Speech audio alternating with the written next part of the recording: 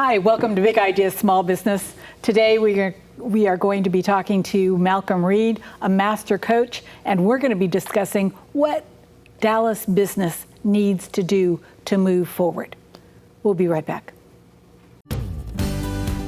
You're tuned into Big Ideas Small Business with Doreen Milano. Doreen brings energy, focus, and creativity with the most cutting-edge tools and systems needed to grow business, drive profits, and achieve dreams. Ready to rise? Here's your host, Doreen Milano.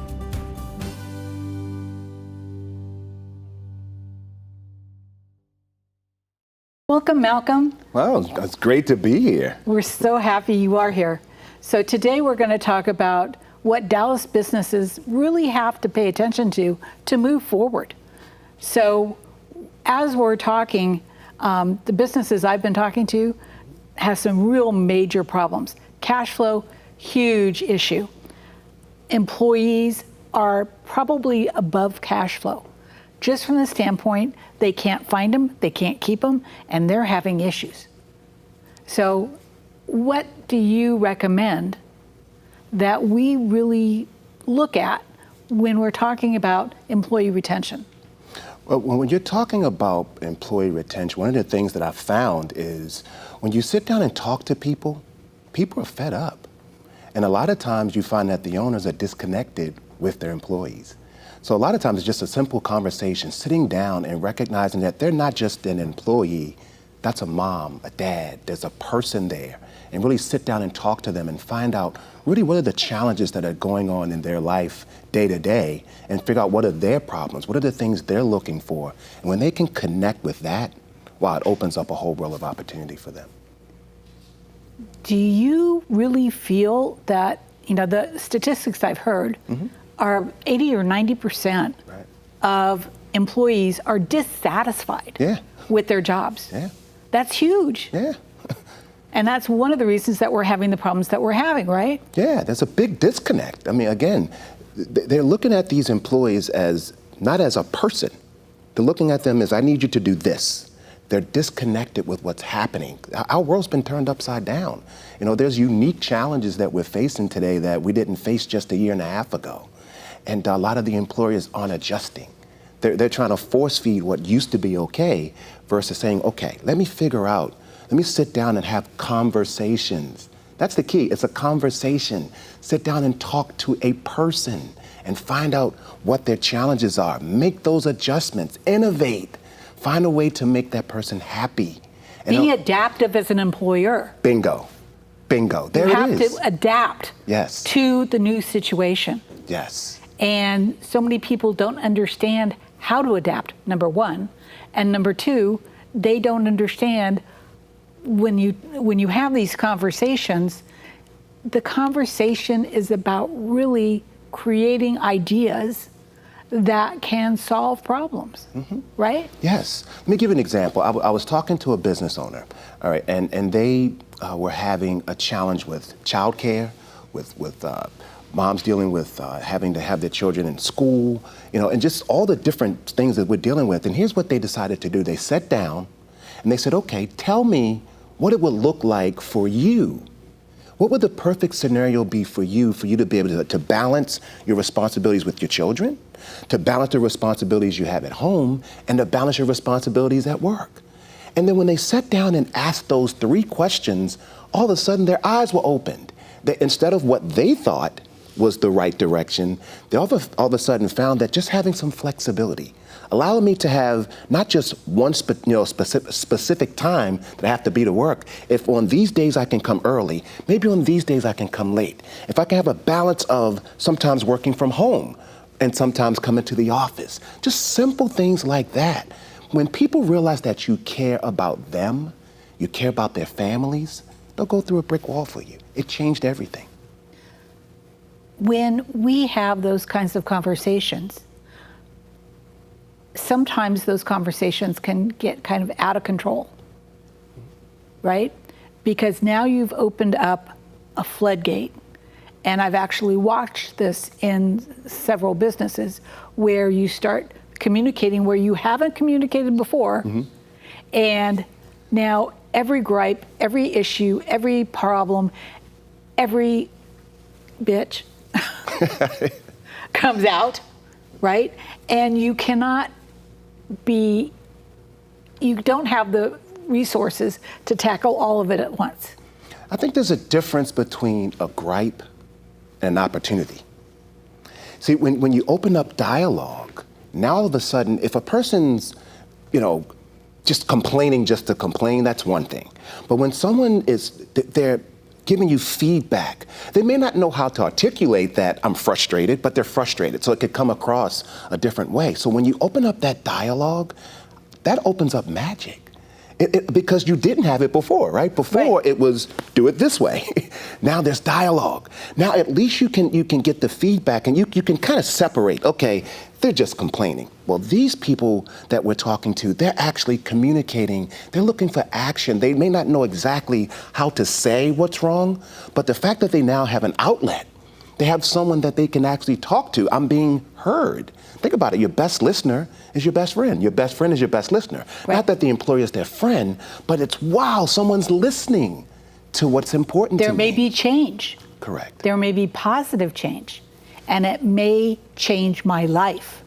Correct. Right? Those three things are keys to getting employees re-engaged in the workforce, right? Yeah. And a lot of times when you think about the employer of choice, it's a culture. Right? It's a culture that's created, and it's done intentionally.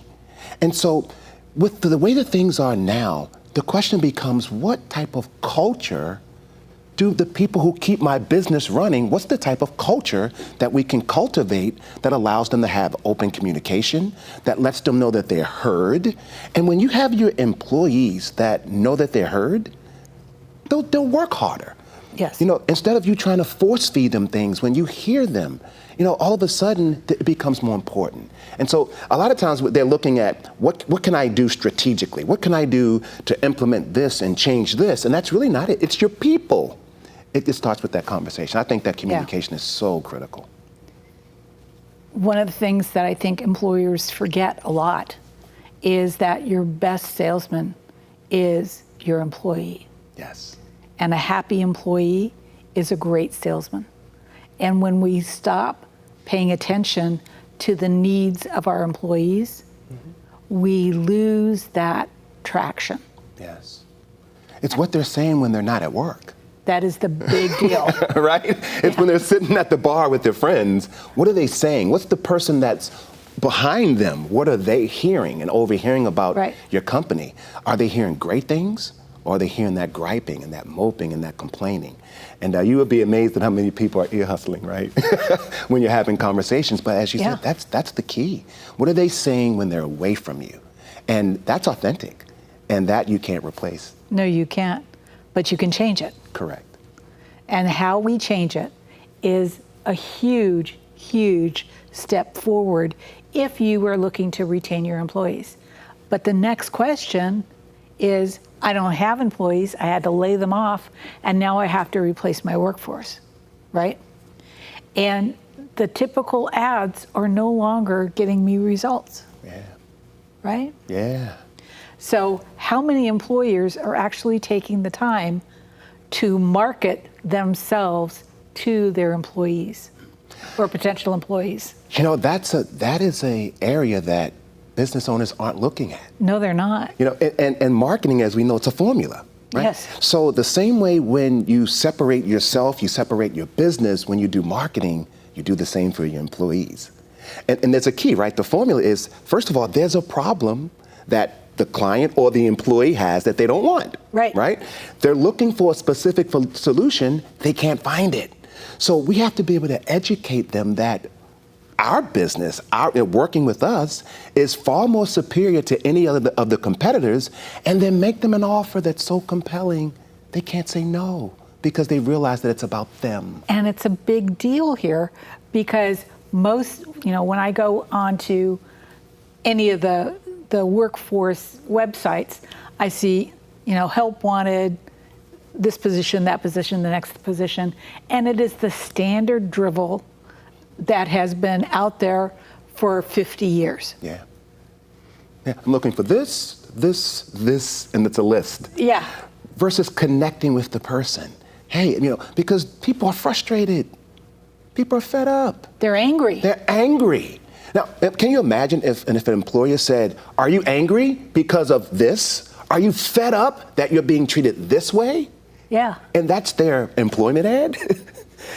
Forget the skill. You can teach skill, but you can't teach someone to connect with a human. No. You know, so it's about just common decency, right? Connecting with people, as we were talking about earlier. And put that in your ad. It stands out, right? And this, we're talking your employment ad. You know, and that's what attracts people, because someone is finally talking to them. Yeah. Versus just listing a whole bunch of skills, and you're really no different than anyone else. So do people want to have fun at work? Absolutely. Not one of those ads I read said anything about fun. Yeah. None of them. So do people want to be connected? You know, think about the typical job interview.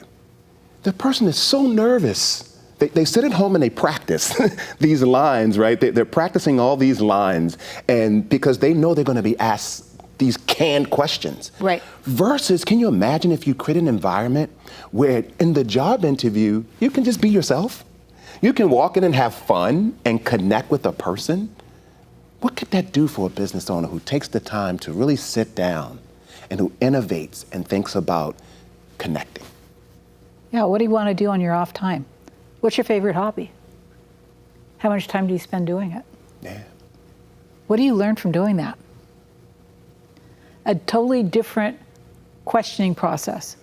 Yeah, can you imagine instead of, the company picnic? That's great, to bring people together. But as you're mentioning that because they're so connected to what that person enjoys, that's a benefit. Hey, once a year, we're going to send you to your favorite place. That's an employee of choice. That's innovating, because they're connecting with that person. What are your hobbies? We send them to do something that they enjoy. You force them to take time off to have the balance. Right. Things like that. And they're so simple, but no one's taking the time to think about it. They're getting caught up in, I can't find an employee. And so they go internal and feeling their own frustration, and then that becomes what they lead with. Versus, okay, what's my opportunity? Where's my opportunity to really reach out and connect with all the people who just want to be connected with? Well, I have a client in California, and he's a general contractor. And one of the things that he specializes in is in art. So he creates art in every single job that he has. So he was looking for some help, some additional help. And I said, well, what does your ad sound like? And he read me the ad, and I said, okay, that's not what you're looking for, though, is it? And he goes, well, no, not really. I really want somebody that can do that and this and this and this, and really has an art background and, uses wood to create their art and so on and so forth. And I said, why doesn't your ad say that? Why isn't your ad focused on getting the ideal person that you really want to have? Right. That is connecting with their specialties. And maybe you'll only get 5 or 6 applicants. However, what you're going to end up with is something totally different. Yes. So we're going to put everything on hold for a second, and we're going to talk to our sponsors, and we'll be right back. We are being censored. America's news outlets no longer provide the truth. 90% of news outlets in the United States are controlled by 6 corporations. They're not out to tell you the truth of what's happening. They're out to tell you the picture of the world that they represent. The mission of the Epoch Times is to chase the truth, to ground all statements in facts, and prevent people from being misled. The Epoch Times is independent.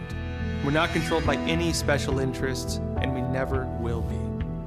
The Epoch Times is a non-partisan media. That means we don't stand for any political party.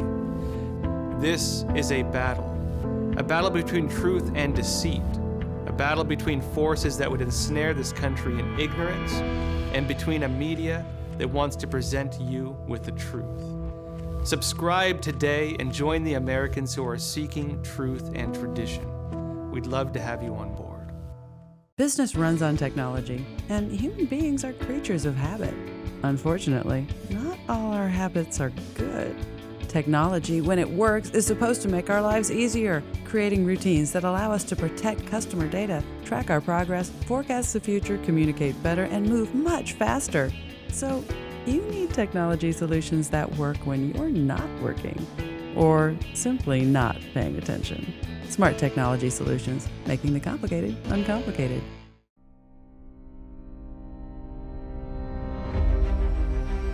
My American dream is to help you stay healthy and energized so you can live your American dream.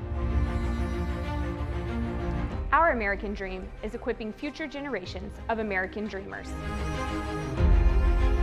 My American dream is to protect my community so they can live their American dream.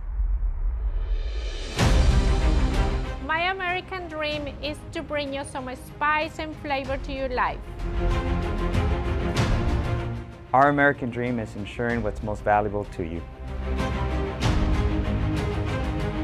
Our American dream is creating opportunities for healthcare providers so they can have their American dreams. My American dream is serving our business community and advocating for all of your American dreams.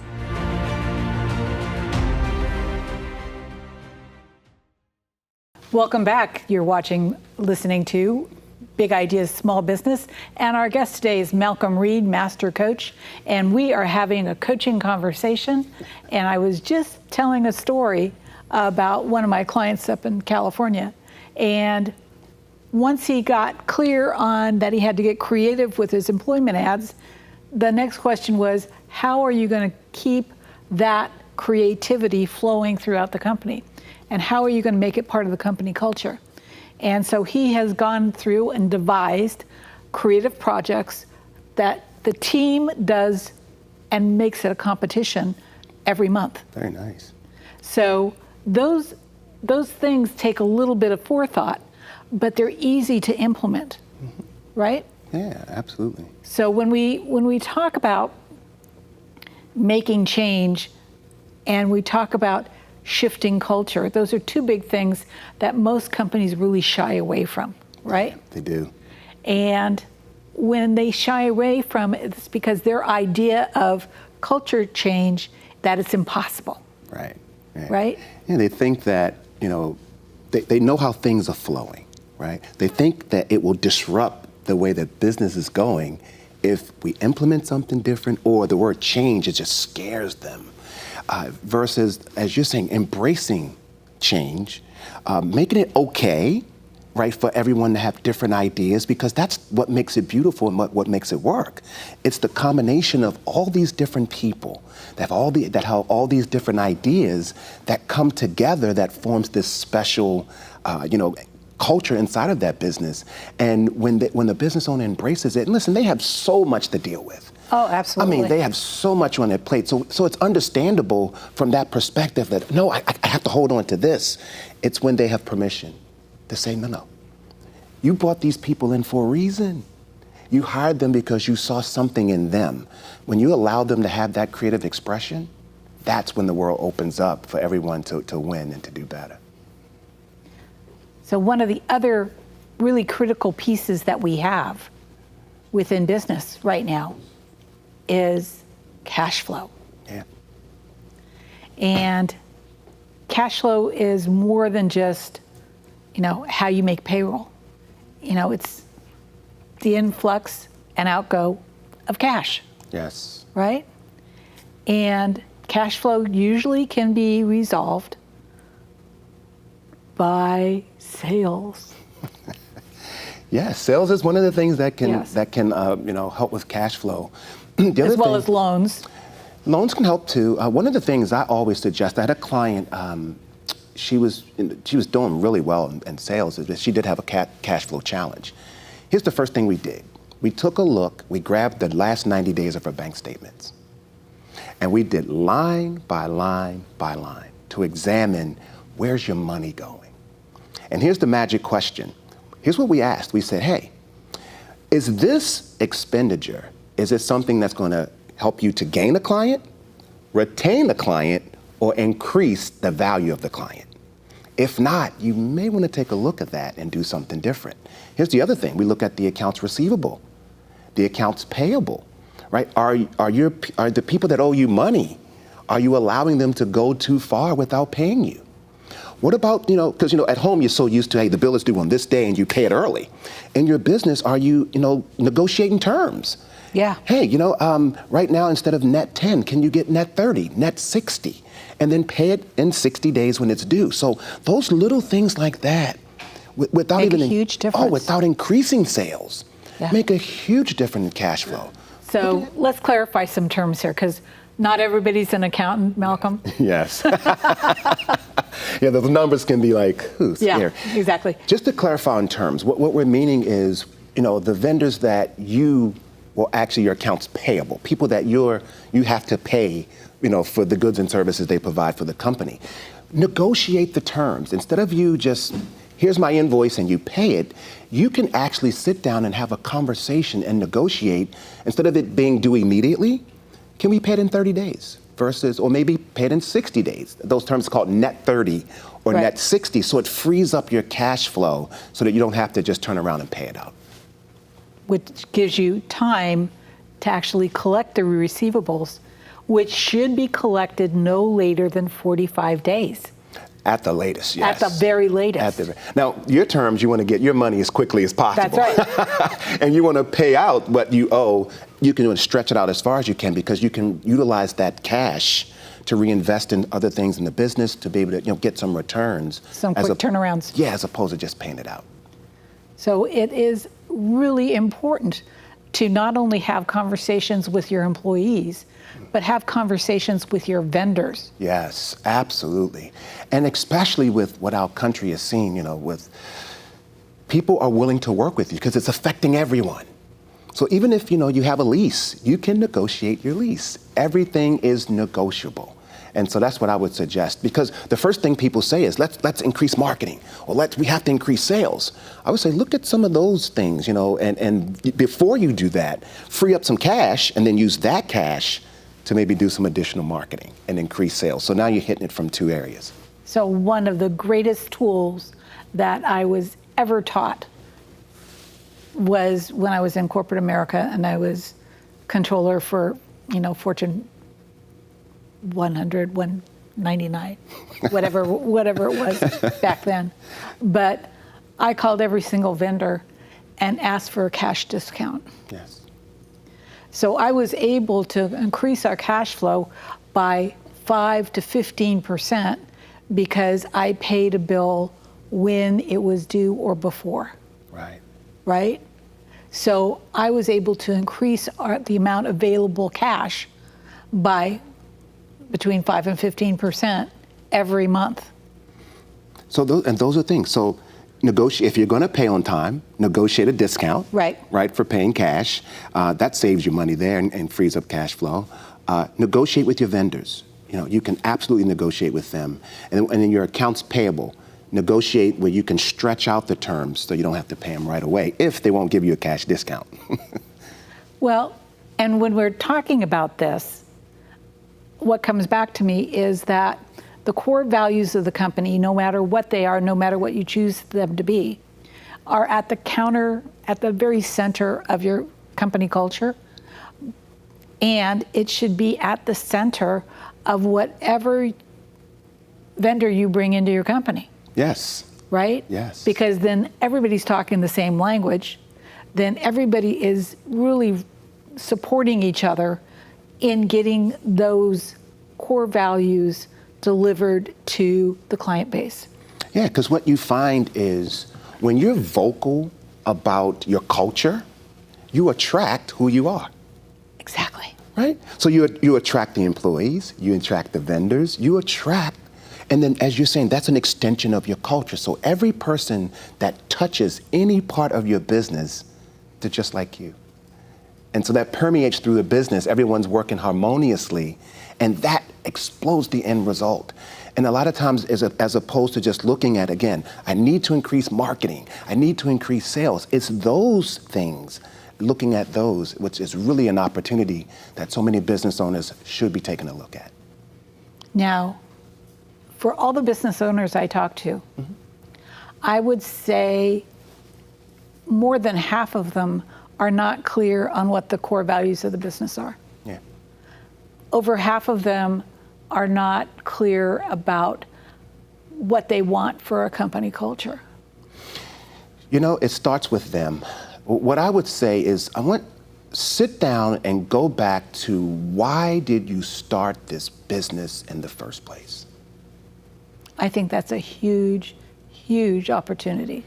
Because what happens is that CEO, I call him the chief everything officer, they're responsible for everything. And because they're in it, sometimes they lose sight of that opportunity. What made me start this business?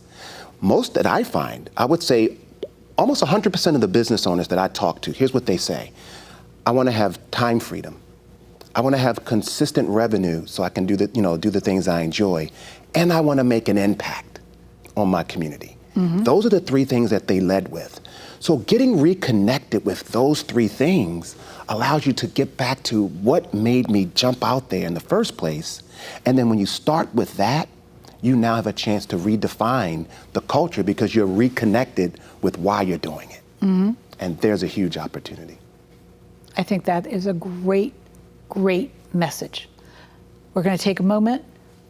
We're going to go to commercial break right now. We'll be back in a minute. My American dream is to help you stay healthy and energized so you can live your American dream. Our American dream is equipping future generations of American dreamers. My American dream is to protect my community so they can live their American dream. My American dream is to bring you some spice and flavor to your life. Our American dream is ensuring what's most valuable to you.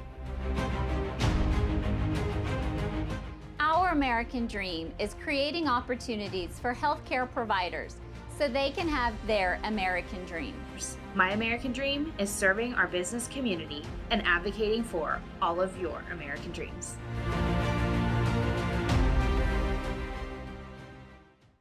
Business runs on technology, and human beings are creatures of habit. Unfortunately, not all our habits are good.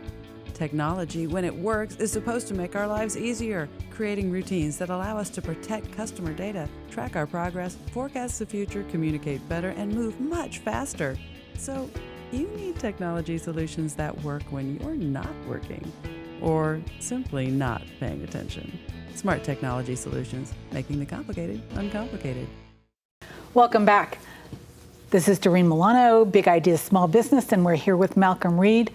Malcolm, my question for you is a big one. Why are business owners reluctant to hire a coach?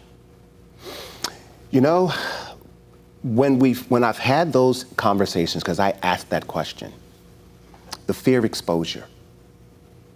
The fear of exposure is real. That's why, these social media platforms do so well, because people can be whatever they want to be. And, to their families, to their friends, to the people in the community, they're doing great. So they're supposed to know certain things. And so they're reluctant to step up and say, I'm kind of alone. I really could use someone to talk to. I really could use some direction. Mm-hmm. And that takes a lot of humility and courage. It does. And that's the biggest thing that I've found that really stops them from doing it, the fear of being judged. And when they do realize that it's a supporting relationship, it's not about judgment. No. It just opens up the door for them to really thrive because they can be their authentic self. They're not being judged. Remember, they're the one that's running the business. They can't go to their employee and say, I don't have an answer. And so that's what I found as the reluctance. Understood. Well, it's just really interesting that some of the people that are out there with small businesses, they will call me, they will talk to me, but they're looking for a freebie. They're not looking for an actual relationship. Mm-hmm. And I don't have the opportunity to do my best unless we have created that relationship. Yeah. Right? Yeah. It's difficult. They're asking themselves, Now, I remember before I had a coach, is this going to work? Am I going to be judged? Like, what is a coach? Yeah. Those are some of the things that's going through their mind. I'm good. I understand, I'm an expert in my industry. And so those are some of the things that, stops them from moving forward. It definitely stopped me until I recognized that the coach is not there to tell you what to do. No. They already know what to do. They're an expert in their industry. The coach is to help them unlock what's already there and support them to take a narrow focus on what it is that they want to accomplish because they're overwhelmed. Yes. People are overwhelmed, and so because they're overwhelmed, they lack that clarity. And so the coach helps you to simplify things, and when things are simple, you get clarity. When you have clarity, you can be decisive. And once you're decisive, only then can you take action. And only when you take action do you get a result. And that's where the coach makes the difference. Absolutely. So tell us how to get a hold of you. You can get a hold of me. It's ProGlobalBusinessAcademy.com. You can find me on LinkedIn, and that's exactly how you can reach us. That's awesome. And you are watching Big Ideas Small Business. You can find the OBBM network on Roku. Big Ideas Small Business you can find on Rumble. And give us a rumble and share us with your friends. Big Ideas Small Business sponsors this week are Office Furniture Source, Grace Point Media, and we are recorded in front of a live audience. Come join us. Have a party. Thank you for your day, and I really appreciate your attention. The fact is, business has changed. Engagement has changed. And for us to recover our businesses and our communities, we have to engage differently. If you want to have a serious conversation about engagement, community, and your business, call me, Doreen Milano, Visions to Excellence. I'm an executive coach. You can reach me at 650-483-5798 or contact me online at v2e.biz. That's capital V, number 2, E.biz. Let's have a conversation. This has been Big Ideas Small Business with Doreen Milano. Doreen Milano solves problems for small and mid-market family-owned businesses and service-based industries. To work with Doreen, go to v2e.biz. For guest and sponsorship information, call 650-483-5798. Big Ideas Small Business with Doreen Milano is produced by Offbeat Business Media for the OBBM Network. For OBBM Network programming information, call 214-714-0495. Unauthorized use of any part of Big Ideas Small Business with Doreen Milano without prior permission through the OBBM network is strictly prohibited.